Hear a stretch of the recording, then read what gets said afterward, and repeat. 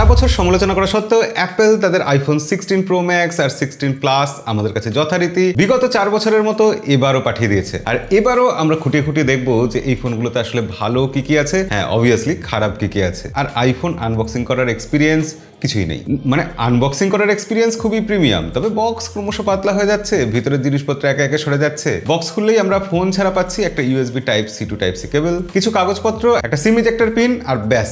আসলে iPhone 15 pro ম্যাক্সের দাম 15,000 টাকা কমে গেছে। 15,000 টাকা দাম কমানোর জন্য অ্যাপেলকে বক্সের মধ্যে থেকে কিছু সরাতে হবে তো। আগেই এয়ারপডস সরিয়ে নিয়েছে, তারপর চার্জারও সরিয়ে নিয়েছে, এবার তারা স্টিকারটাও সরিয়ে নিল, অ্যাপেলের স্টিকার সেটা আর এইবার বক্সে নেই। ভাবুন একবার, ওই স্টিকারের দাম 15,000 টাকা। যাই হোক, আইফোন 16 সিরিজের ফোন দুটো হাতে নিয়ে আমার প্রথমেই যেটা মনে হলো, যখন এই ফোন দুটোর রং সিলেক্ট করা হচ্ছিল, টিম কুক কি ভাবছিলেন?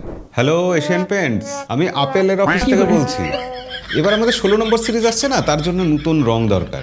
আরে না না, অন্য রং দিয়ে খরচা বাড়ানোর দরকার নেই, ওই পুরনো নীল গোলাপি ওইসব রঙগুলোই একটু ডিপ করে দিয়ে দিন, প্রিন্টারে একটু নতুন কালি ভরে দিন না। আর প্রো ম্যাক্সের জন্য নতুন কালার, ওই আগের বারে রোজ গোল্ড কালারটা কিছুটা বেঁচে গেছিল না? হ্যাঁ, 2 বছর পরে থেকে ওই কালারটা কিছুটা চেঞ্জ হয়েছে, ওই কালারটাই দিয়ে দিন। ডেজার্ট টাইটানিয়াম নাম দিয়ে এবার ছেড়ে দেবো মার্কেটে। তবে আজকে আমরা এই বড় আইফোন 16 নিয়ে আলোচনা করবো না, মানে আইফোন 16 প্লাসের কথা হচ্ছে আর কি। 16 আর 16 প্লাসের তো কোনো ডিফারেন্স নেই। আজকে আমরা আলোচনা করবো আইফোন 16 প্রো ম্যাক্সের সাথে 15 প্রো ম্যাক্সের কি কি তফাৎ রয়েছে। 1 বছর ধরে 15 প্রো ম্যাক্স তো ইউজ করছি, আমার থেকে ভালো কে বলতে পারবে এবার 16 প্রো ম্যাক্সে কি কি পরিবর্তন হলো। আপনারা সবাই জানেন পরিবর্তন হয়েছে এর সাইজে, এর ডিসপ্লেতে, এর বেজেলে, ব্যাটারিতে, ওয়াইফাইতে, ক্যামেরাতে, বিশেষ করে আলট্রা ওয়াইড মেগাপিক্সেল ক্যামেরা সেটা 48 মেগাপিক্সেল হয়ে গেছে। এছাড়া আইফোন 16 সিরিজের প্রত্যেকটা ফোনেই এবার ক্যাপচার বাটন বলে আলাদা একটা ডেডিকেটেড বাটন এসেছে ক্যামেরার জন্য। কিন্তু এর থেকেও বড় একটা পরিবর্তন হয়েছে, আইফোন 15 প্রো ম্যাক্সে কোনো অ্যাপেল ইন্টেলিজেন্ট ছিল না, এবার আইফোন 16 প্রো ম্যাক্সে না, এবারও কোনো অ্যাপেল ইন্টেলিজেন্ট নেই। তবে অ্যাপেল বলেছে আইফোন 16 প্রো ম্যাক্সে অ্যাপেল ইন্টেলিজেন্ট দেবে, অ্যানাউন্স করেছে তো। কিন্তু তার থেকেও বড় পরিবর্তন, যেটা সত্যিকারের রিয়েল ইনোভেশন, সেটা হলো এবার ভিডিও রেকর্ড করতে করতে ভিডিও রেকর্ডিং পজ করা যাবে। হ্যাঁ, একটা পজ বাটন এসে গেছে, কিন্তু এগুলো জাস্ট পয়েন্ট বলে গেলাম, ব্যাপারগুলো কি এগুলো তো শোনা কথা। আসলে সত্যি কি চেঞ্জ হচ্ছে সেটাই আজকের ভিডিওতে দেখে চলুন, মানে লাইক টাইক করার কাজ শেষ করে তারপর একসাথে দেখে আসুন। প্রথমেই বলবো সাইজ। আইফোন 15 প্রো ম্যাক্সের থেকে আইফোন 16 প্রো ম্যাক্স সাইজে সত্যি অনেকটাই পাল্টেছে,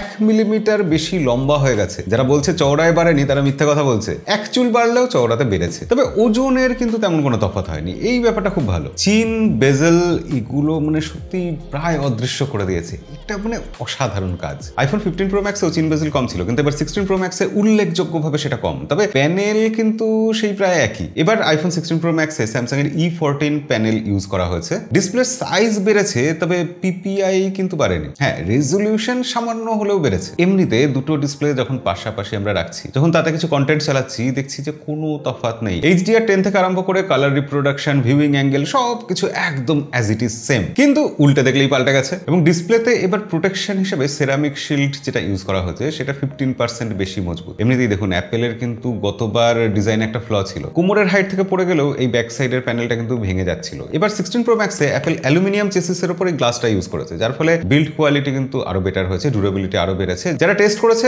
তারা বলছে যে হ্যাঁ, এবার সত্যিই ডিউরেবিলিটি আরো বেড়েছে। সাইডের ফ্রেমটা একই রকম আছে, তবে ফ্রেমটা একটু বেশি যেন গ্লসি লাগছে, ফিঙ্গারপ্রিন্ট কিন্তু আসছে না। কিন্তু এই চারিদিকে যে টাইটানিয়াম গ্রেড 5 এর ফ্রেমটা আছে না, তার মধ্যেই কিন্তু এবার আসল হাইপ লুকিয়ে আছে, মানে ওই ক্যাপচার বাটন আর কি। আপনি বলতেই পারেন যে ক্যাপচার বাটন শুধু শুধু হাইপের জন্যই দিয়েছে। এই গতবার 15 প্রো ম্যাক্সে যে অ্যাকশন বাটনটা ছিল, যেটা টিপে আমরা ফোন সাইলেন্ট করতাম, সেটা যদি আমরা ক্যামেরার জন্য অ্যাসাইন করতাম, তাহলে সেখানে প্রায় সব কাজ 80% কাজই হয়ে যেত, যেটা এবারের ক্যাপচার বাটন দিয়ে হয়। যেমন আগের বারের অ্যাকশন বাটন একটু বেশিক্ষণ প্রেস করে রাখলে ক্যামেরা ওপেন হয়ে যেত, এবারও তাই। সেখানে সিঙ্গেল ক্লিক করলে একটা ফটো উঠে যেত, এবার ক্যাপচার বাটনে তাই হচ্ছে। অ্যাকশন বাটন প্রেস করে ধরে রাখলে যতক্ষণ ধরে আছি ততক্ষণ ভিডিও রেকর্ড হতো, আর এবারের ক্যাপচার বাটন যতক্ষণ চেপে ধরে রাখছি ততক্ষণ ধরেই ভিডিও রেকর্ড করছে। কিন্তু এই ক্যাপচার বাটনটা কিছুক্ষণ হালকা প্রেস করে ধরে রাখলে এখানে একটা সেটিং খুলে যায়, এই জিনিসটা কিন্তু নতুন। এই সেটিং এর মধ্যে আমরা tone, style, camera, zoom, depth এবং এক্সপোজার সেট করতে পারবো। এক্সপোজারের মধ্যে ঢুকে সেটা চেঞ্জ করতে পারবো,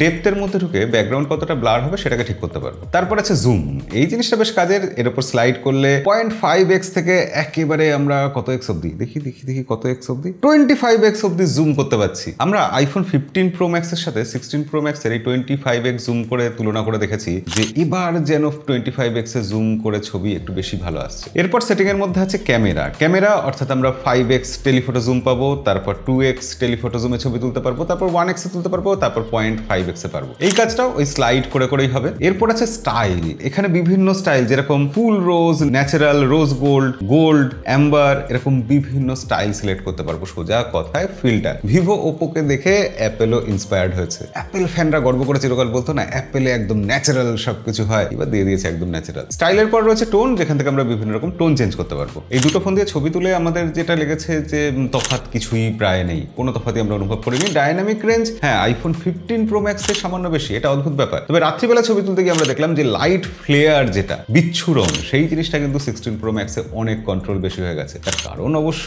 যে লেন্সের উপর একটা নতুন প্রোটেকশন সেরামিক শিল্ডেড দিয়েছে অ্যাপেল। এবার আইফোন 16 প্রো ম্যাক্সে 48 megapixel ultra wide angle lens দেওয়া হয়েছে, আপগ্রেড করা হয়েছে। কিন্তু দুটো ফোনে আমরা যদি পাশাপাশি ছবি তুলি তাহলে দেখা যাচ্ছে যে ছবির কোনো তফাৎ নেই। কিন্তু 16 প্রো ম্যাক্সে যখনই আমরা হাই রেজলিউশনে ছবি তুলেছি আলট্রা ওয়াইড অ্যাঙ্গেল লেন্স দিয়ে, তখন কিন্তু তফাৎ চোখে পড়েছে ডিটেলসের। এই ক্যাপচার বাটনের পজিশনটা অনেকের ঠিক পছন্দ হচ্ছে না, আমার খুব একটা কিছু অসুবিধা হয়নি। লম্বা করেও ছবি তোলা যাচ্ছে, এরকম ভাবেও ছবি তোলা যাচ্ছে। কিন্তু আমার যেটা অসুবিধা হচ্ছে যে বাটনটার প্রয়োজনীয়তা কতটা সেটা নিয়ে চিন্তা করতে গিয়ে। কিন্তু এই ক্যাপচার বাটন দিয়ে মোড চেঞ্জ করা যাবে না, অর্থাৎ আমরা ভিডিও থেকে ফটো থেকে পোর্ট্রেট থেকে স্লো মোশনে যাব, এই চেঞ্জটা করা যাবে না। স্লো মোশনের প্রসঙ্গে মনে পড়লো আইফোন 15 প্রো ম্যাক্সে 720p তে 240 fps এ ভিডিও তোলা যেত, স্লো মোশন ভিডিও। এমনকি 120 fps এও ভিডিও তোলা যেত স্লো মোশন, সেটা এইচডি রেজলিউশনে উঠতো, অর্থাৎ স্লো মোশন ব্যাপারটা ছিল। এবার কি হলো, এই 120 fps 4K তে তোলা যায় এইরকম সুবিধা দেওয়া হলো। চেঞ্জ এইটুকুই, এটার জন্যই এত হাই। অ্যাপেল একদম নতুন কিছু দিয়ে দেয়নি, যে জিনিসটা ছিল সেটাকে আরো উন্নত করেছে। ক্যামেরার বিষয়ে আরো অনেক কিছু আলোচনা করার আছে, সেগুলো ডিটেলসে ফুল রিভিউতে হবে। তবে সেই সব জানার জন্য, সেসব দেখার জন্য আমাদের চ্যানেলটা সাবস্ক্রাইব করে রাখবেন, নোটিফিকেশন বাটনটাও প্রেস করে রাখবেন। এইবার যে গুরুত্বপূর্ণ জিনিসটা বলার সেটা হচ্ছে যে আইফোন 15 প্রো ম্যাক্সে একটা খুব ইম্পর্টেন্ট ফিচার ছিল, এটা দিয়ে ডিম ভাজা যেত। অ্যাপেল কি 16 প্রো ম্যাক্সে এই ফিচারটা সরিয়ে নিল? না, আমরা টেস্ট করে দেখলাম। মিনিট 10 টানা ভিডিও রেকর্ড করার পর 15 প্রো ম্যাক্স আর 16 প্রো ম্যাক্সের টেম্পারেচারের খুব বেশি ডিফারেন্স নেই। এবার ডিম পুরোপুরি ভাজা না গেলেও 16 প্রো ম্যাক্স দিয়ে ডিমের পোচ করা যায়। তবে খুব অবাক লাগলো যে অ্যাপেল এবার কিন্তু এই হিটের ব্যাপারটাকে কন্ট্রোল রাখার জন্য একটা বড় হিট সিঙ্ক দিয়েছে। যদিও বায়োনিক A18 প্রো চিপ সেটা খুবই পাওয়ারফুল একটা প্রসেসর, 3 ন্যানোমিটারে তৈরি প্রসেসর। এবার 3 ন্যানোমিটার মানে এই প্রসেসর দিয়ে ব্যাটারি ব্যাকআপ বেশি পাওয়া যাবে, পাওয়ার এফিশিয়েন্ট হবে। আইফোন 15 প্রো ম্যাক্স এখানে ব্যাটারি ব্যাকআপ খুব একটা খারাপ পেতাম না। বায়োনিক A17 প্রো চিপের পারফরমেন্স নিয়েও তো কোনো কথা হবে না। এবার A18 প্রো এর বেলা পারফরমেন্সের কতটা তফাৎ হচ্ছে সেটা আমরা ওই ডিটেলস রিভিউতেই দেখবো, এবং ব্যাটারি ব্যাকআপের ব্যাপার সেটাও আমরা তখনই তুলনা করে দেখে নেবো। তবে আমি এই আইফোন 15 প্রো ম্যাক্স দীর্ঘদিন ব্যবহার করেছি, তো আমি একটা জিনিস নোটিস করেছি যে এখানে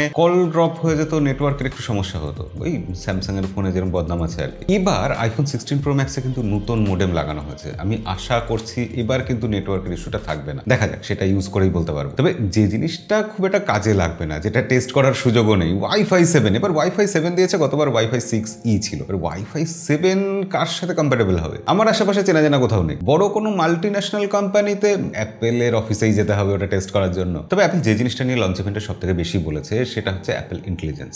এআই কি এই ফোনটার মধ্যে আছে? আমি আইফোন 15 প্রো ম্যাক্সে iOS 18.1 বিটা ইউজ করছি দীর্ঘদিন ধরে। এখানে অনেক ফিচারই আছে যেগুলো আমি আগেই পেয়ে গেছি 16 প্রো ম্যাক্স রিলিজ করার আগে। কিন্তু আমি আশা করেছিলাম 16 প্রো ম্যাক্সে কিছু অন্তত এআই ফিচার থাকবে, যেটা আমরা একেবারেই পেলাম না। অ্যাপেল বলেছে ডিসেম্বর মাসে ইউকে ইউএস এর মতো 2-4টে দেশে তারা অ্যাপেল ইন্টেলিজেন্স রোল আউট করবে। আমাদের এখানে কবে আসবে টিম কুকি জানে, একেবারে ফোল্ডিং আইফোনের সাথে না আসে। আর এই প্রসঙ্গে বলবো যে সফটওয়্যার লেভেলে আইফোনে বেশ কিছু চেঞ্জ তো এসেইছে, সেগুলো নিয়ে অন্য ভিডিও হতে পারে। কিন্তু হার্ডওয়্যার লেভেলে আরেকটা উল্লেখযোগ্য জিনিস এসেছে, সেটা হচ্ছে এতে মাইক্রোফোন 4টে দেওয়া হয়েছে।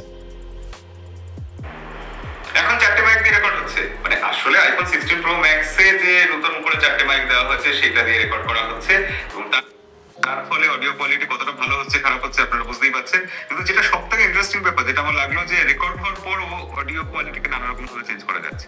নয়েজ ক্যান্সেলেশন চলে আসছে, যার ফলে সেটাকে নাম দিচ্ছে অ্যাপেল যে স্টুডিও কোয়ালিটি রেকর্ডিং। এছাড়া আরো ভালো হলে সেটা পডকাস্টের মতো রেকর্ডিং, এরকম সবকিছু করেছে। এমনকি রেকর্ডিং এর সময়ও নানা রকম ভাবে আপনি এগুলো চেঞ্জ করতে পারবেন। তো এখন আপনারা শুনে তো বুঝছেন যে আমার গলার টলা আওয়াজ টাওয়াজ সেগুলো চেঞ্জ হচ্ছে। কেমন লাগছে, কি ব্যাপার, সেটা কমেন্টে লিখে জানাবেন। আর অ্যাপেল করেছে, এই কাজটা করেছে, এটা মানতেই হবে, এটা প্রশংসা করতেই হবে। এমনিতে নর্মাল সাউন্ড রেকর্ড করা যায় যেটা, সেটার সাথে যদি আমরা নয়েজ ক্যান্সেলেশন যোগ করে দিই তাহলে এরকম ভালো কোয়ালিটি আসছে। তো এই ছিল আইফোন 15 প্রো ম্যাক্স আর 16 প্রো ম্যাক্সের তুলনা।